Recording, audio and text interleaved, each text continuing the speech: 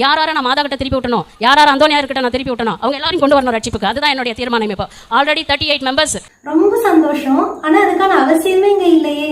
ஏன்னா எங்க மாதா அம்மா புனிதர்கள் எல்லாம் தேடி வரவங்க முதல்ல கிறிஸ்டியன்ஸா இருக்கணுங்கிறதே அவசியம் கிடையாது.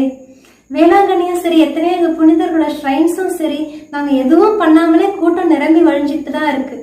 தானா ஜனங்க தேடி வந்துட்டு தான் இருக்காங்க. சொல்ல போனா போலீஸ் எல்லாம் வச்சு கூட்டத்தை கண்ட்ரோல் பண்ண வேண்டி இருக்கு. இது ஆண்டவர் அவங்களுக்குன்னு கொடுத்திருக்கிறாரு. It is a grace bestowed on them.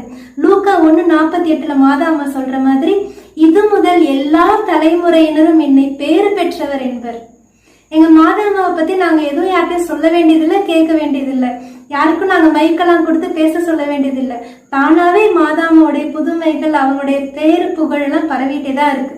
ஏன்னா அவங்க எங்க மாதா அம்மா. ஓடாத பெய்யும் அந்தோனியார் மூலமா ஓடும். இது அவரோட தூய்மைக்கு ஆண்டவர் கொடுத்திருக்கிற சன்மானம், மாட்சியின் மகுடம். புதுமை வள்ளல் எங்க புனித அந்தோனியார்.